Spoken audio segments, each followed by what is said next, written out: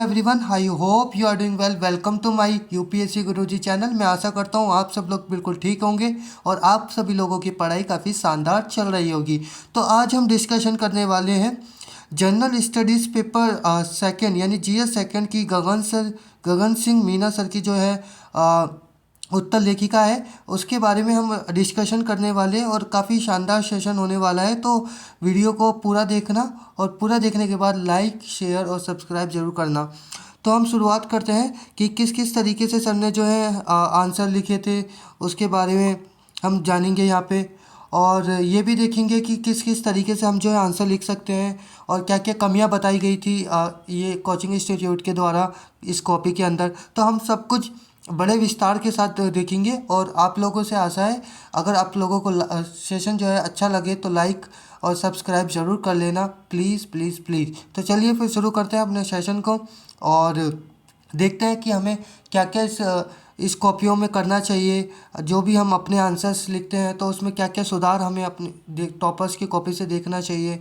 तो काफ़ी ज़्यादा अच्छा लगेगा अगर हम लोग भी ऐसे सर से सीखें जिनसे जो है पहले उनका ऑलरेडी सिलेक्शन हो चुका है। तो चलिए देखते हैं क्या क्या क्या हम लोग इनसे इनकी कॉपियों से सीख सकते हैं। तो जैसे कि यहाँ पे आप देख सकते हैं कि पहला क्वेश्चन जो है, ये पहले क्वेश्चन में क्या लिखा गया है कि भारत जो है नियामक निकायों के कामकाज को प्रभावित करने वाली जो चुनौती क्या है और उन तरीकों के बारे में बताइए जिनसे इन्हें संबोधित किया जा सकता है। ठीक, तो ये जो आंसर है, तो इसमें जो है रेगुलेटरी बॉडीज़ के बारे में हमें बताना है कि क्या क्या कौन कौन सी हमारी रेगुलेटरी बॉडीज़ है, उसकी खामियां हैं और क्या क्या उसके समाधान हो सकते हैं। ठीक, तो चलो पढ़ते हैं। एक दो क्वेश्चन पढ़ेंगे, ज़्यादा नहीं पढ़ेंगे और अगर ज़रूरत पड़ी तो हम अगला सेशन भी जो है इसी इसी आंसर पे जो है रख लेंगे। ठीक, अगर और भी हमें ऐसा लगता है कि अगर और भी हमें उत्तर डिस्कशन करने चाहिए तो हम अगला सेशन भी जो है इसके ऊपर रख लेंगे। तो चलिए पढ़ना शुरू करते हैं और देखते हैं कि किस किस तरीके से जो है सर ने अपना जो है आंसर लिखा था और हम भी क्या कैसे लिख सकते हैं। तो आंसर की शुरुआत होती है यहाँ से। ठीक, कि जो नियामक निकायों में वह संस्था शामिल है जो किसी विशेष क्षेत्रों के अंतर्गत नियमों, विनियमों तथा दिशा निर्देशों द्वारा गतिविधियों का नियंत्रण करती है। ठीक, नियंत्रण करती है। फिर उसके बाद जो है क्या बताया गया है कि आरबीआई द्वारा वित्तीय नियामक की भूमिका क्या क्या होना चाहिए।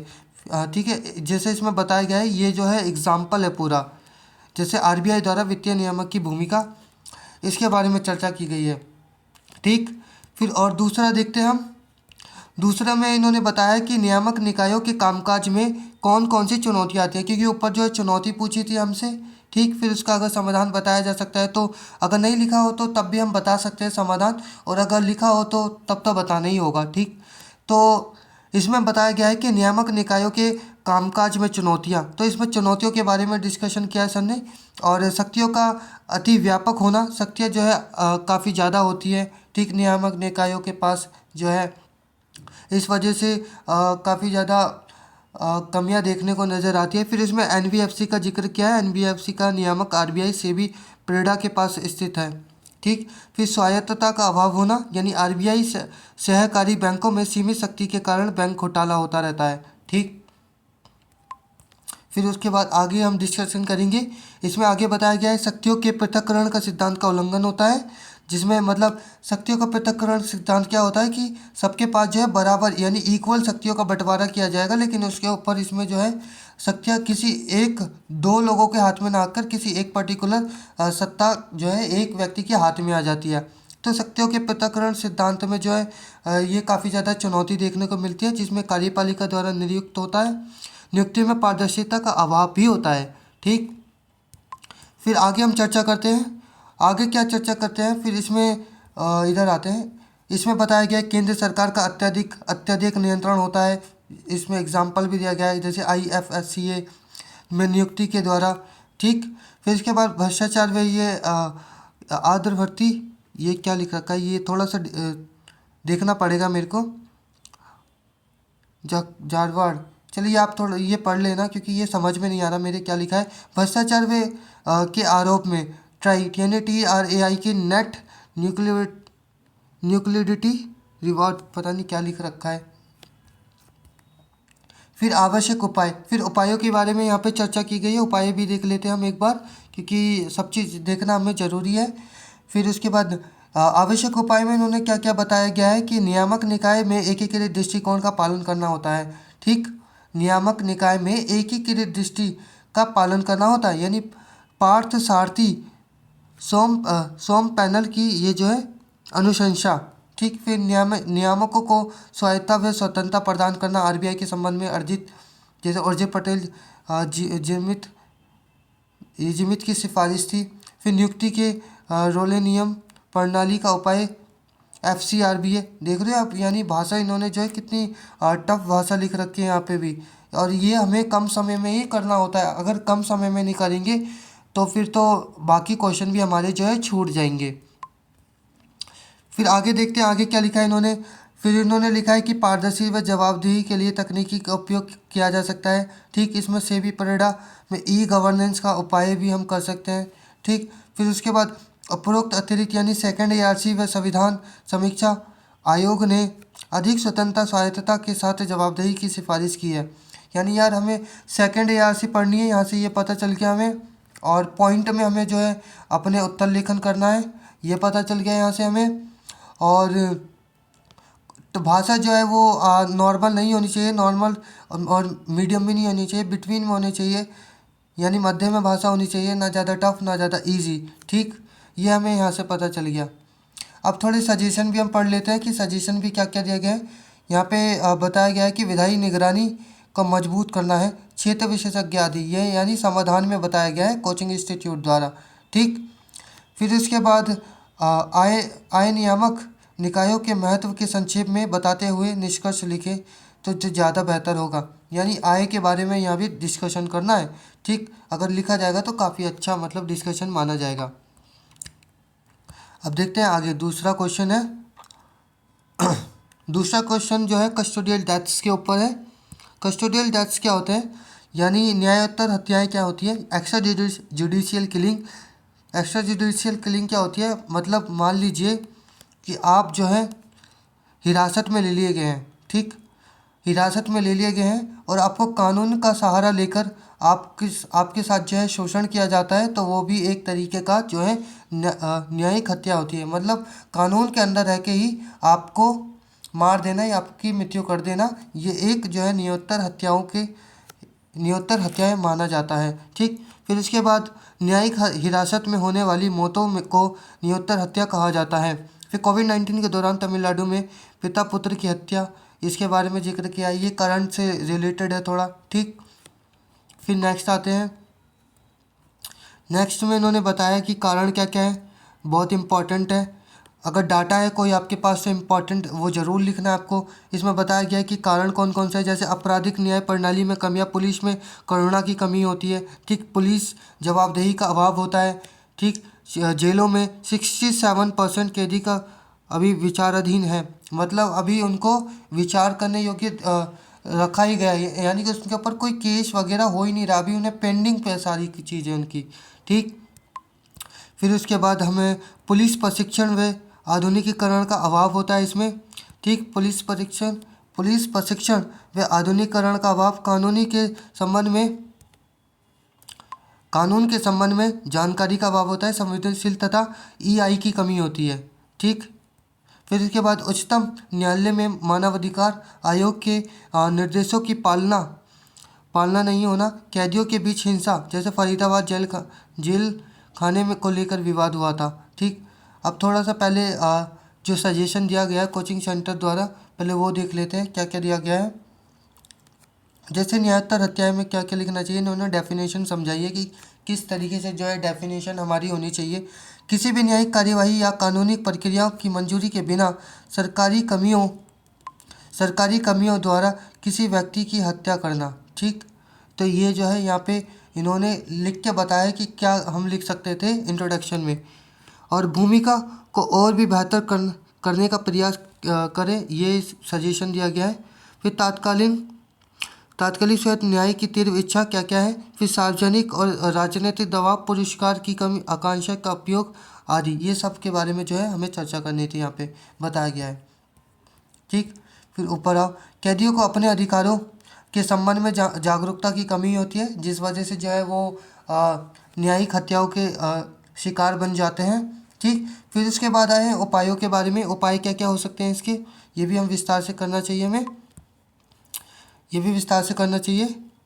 जैसे उपाय क्या क्या, आपराधिक न्याय प्रणाली से संबंधित मिलीमत मिलीमत समिति की सिफारिश है। मिलीमत कोई कानूनी वो होगा, तो उसके उसकी सिफारिश से क्या क्या दी गई थी, तो उसके बारे में जिक्र करना है। फिर प्रकाश सिंह वाद को लागू करना, पुलिस स्थापना बोर्ड, राष्ट्रीय पुलिस कार्य, शिकायत निवारक क्षेत्र, ये सब कुछ हमें लिखना है। फिर जनता में कानूनी प्रक्रिया के प्रति जागरूकता, पुलिस सुधार, ये भी हमें लिखना था। ठीक, पुलिस सिंह वाद को लागू करना, पुलिस सिंह, राष्ट्रीय पुलिस, फिर शिकायत निवारक क्षेत्र, DK वासु दिशा निर्देशों के बारे में जागरूकता को बढ़ाना।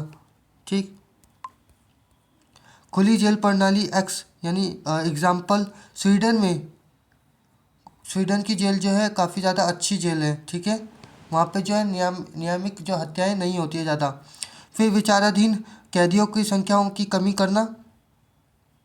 ठीक, जो मतलब बिना वजह जेल के अंदर भर लिए जाते हैं ठुसम ठुस करके, उन लोगों को जल्द से जल्द न्याय दिला के उन्हें रिहाई देना।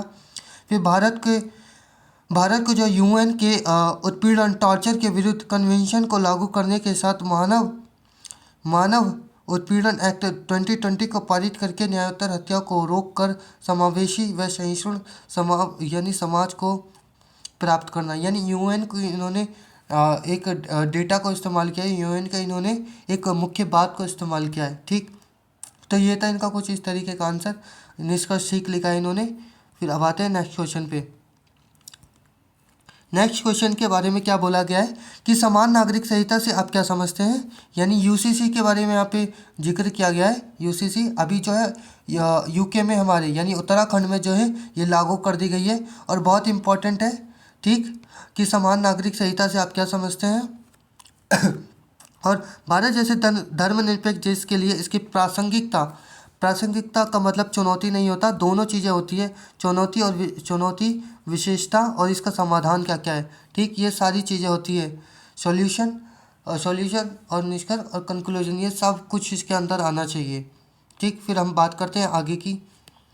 इसमें आगे बताया गया है कि जो नागरिकों के मामलों जैसे विवाह, तलाक, उत्तराधिकार, गोद लेना, हत्याएं इत्यादि के देश के सभी नागरिकों के लिए एक समान कानून का होना, यानी सबको समान कानून को प्रोवाइड करता है ये चीज़। ठीक, फिर संविधान के आर्टिकल 44 में DPSP में UCC का प्रावधान किया गया है। ठीक, संविधान के आर्टिकल 44 में DPSP में UCC का प्रावधान किया गया। हाल ही में उत्तराखंड सरकार में UCC के लिए समिति का निर्माण किया गया है, अब तो लागू हो गई ये, हालांकि पिछले साल पुराना वो है उत्तरलेखन पुस्तिका, तो ये जो है अब तो लागू हो चुकी है पूरी तरीके से। ठीक, ये हम लिख सकते हैं अगर आएगा तो। और हम क्या क्या लिख सकते हैं, इसकी प्रासंगिकता के बारे में बताया गया है। प्रासंगिकता क्या है, धर्मनिरपेक्ष संविधान व राज्य की कल्पना को प्रस्तुत करना, यानी आर्टिकल 25, 26, 27, 28 ये तीनों के बारे में यहाँ पे जिक्र मिला है। और देखो काफ़ी अच्छा प्रयास था, इन्होंने इनको गुड भी मिला है। ठीक, लैंगिक न्याय सुनिश्चित करना। ठीक, तीन तलाक के विरुद्ध ये लैंगिक न्याय सुनिश्चित हो जाता है, इससे ये बताया गया है यहाँ पे, बस ये ध्यान रखना। प्रत्येक धर्म के लिए एक समान संहिता, और विश्व के अनेक देशों में जैसे पाक, ईरान इत्यादि USA तथा UK में भी ये अब लागू हो चुका था। ठीक, और संवैधानिक नैतिकता, समानता, स्वतंत्रता व विचारों को लागू करना, इसका वो है महत्व। ठीक, फिर SC ने अभी एक इन्होंने केस लिख दिया, काफ़ी अच्छा है ये केस, बहुत ज़्यादा इंपॉर्टेंट होते हैं। आप एक खाली पेज पे इन सभी केसेस को लिख लेना, मैंने भी लिख रखे हैं। जैसे सल्ला मुदगिल का बात का केस था, इसमें जो है तलाक के बारे में ही बात की गई थी कि किस किस तरीके से स्वतंत्रता महिलाओं को दी जानी चाहिए। ठीक, महिलाओं को लेके बात की गई थी इसमें सल्ला मुदगिल में। और समाज के बीच धर्म दुरुपयोग, धार्मिक सांप्रदायिक को रोकने के लिए ठीक UCC कार्यान्वयन चुनौती। और इसकी चुनौती क्या क्या है? भारतीय समाज बहुआयामी, बहुधार्मिक, बहुसांस्कृतिक है। एकता, यूसीसी समाज का जैसे अब इन्होंने डायग्राम फ्लो चार्ट बनाया है यहाँ पे। अब फ्लो चार्ट को हम इस्तेमाल करके देखते हैं कैसे इन्होंने क्या लिखा है। ठीक, फिर भारतीय समाज बहुभाषी, बहुधार्मिक, बहुसांस्कृतिक है। ठीक, भारतीय जो समाज है वो बहुभाषी है, बहुधार्मिक है, बहुसांस्कृतिक है और एकता यानी यूसीसी भी उसके अंदर मौजूद है। विविधता में एकता, प्रभावित समाज का खंडित दृष्टिकोण, प्रत्येक धर्म के लिए स्वतंत्रता, यूसीसी को बनाना चुनौतीपूर्ण है। फिर धर्मनिरपेक्ष राज्य में भारत की अवधारणा सकारात्मक स्वरूप को बेहतर है। विधि आयोग ने अभी आवश्यक नहीं बताया है। ठीक, मतलब इसे लागू करना भी आवश्यक नहीं बताया। फिर भारत को गोवा में यूसीसी का अध्ययन के साथ उच्चतम न्यायालय के साबानों व सारोबानो केस का अध्ययन करना चाहिए। इन्होंने एक अच्छा मतलब आंसर लिखा है इसमें और 4.5 इनको रेटिंग मिली है इस आंसर की। ठीक, और सामान्य कानूनों के निर्माण में कठिनाई ये चुनौती के बारे में जो है कोचिंग वालों ने डिस्कशन किया है यहाँ पे। सामान्य कानूनों के निर्माण में कठिनाई, और फिर उसके बाद मुद्दों को राजनीतिक आर्टिकल 25 के मौलिक अधिकार को प्रभावित करेगा, क्षेत्रीय अखंडता के लिए खतरा आदि है। ठीक, इम्पॉर्टेंट है, बता दिया है इन्होंने क्या मौलिक अधिकारों के लिए प्रभावित करेगा ये, और क्षेत्रीय अखंडता के लिए भी खतरा है। ठीक, चलिए फिर नेक्स्ट क्वेश्चन, चौथा हम क्वेश्चन देखते हैं। चौथे क्वेश्चन में क्या कहा गया है? चौथे क्वेश्चन में कहा गया है कि अन्य कारणों के अलावा नियुक्ति प्रक्रिया और ये प्रणालीगत खामियों ने निचली न्यायपालिका में रिक्तियों में योगदान दिया है, टिप्पणी कीजिए। ठीक, हमें यहाँ पे नियुक्ति प्रक्रिया में प्रणालीगत खामियों के बारे में निचली जो न्यायपालिका में रिक्तियों में योगदान दिया है इसके बारे में चर्चा करनी है। राष्ट्रीय न्यायिक डेटा ग्रिड के अनुसार निचली अदालतों में 24,000 और स्वीकृत पक्षों में 6,000 से अधिक पद रिक्त हैं। ठीक, फिर इसके बाद निचली अदालतों में आर्टिकल 235 और वाया आर्टिकल 236 के अंतर्गत उच्च न्यायालय की सिफारिश पर राज्यपाल द्वारा की जाती है।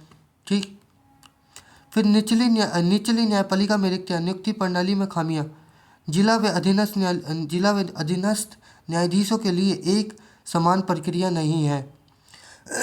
ठीक, इसकी रिक्तियाँ बताई गई है कि नियुक्ति प्रणाली में खामियां क्या क्या हैं। जिला व अधीनस्थ न्यायालयों के लिए एक समान प्रक्रिया नहीं है। उच्चतम न्यायालयों तथा राज्य सरकारों के बीच समन्वय का अभाव है। ठीक, राज्य सिविल सेवा आयोग द्वारा की जाने वाली भर्ती प्रक्रिया है। ठीक, भर्ती प्रक्रियाओं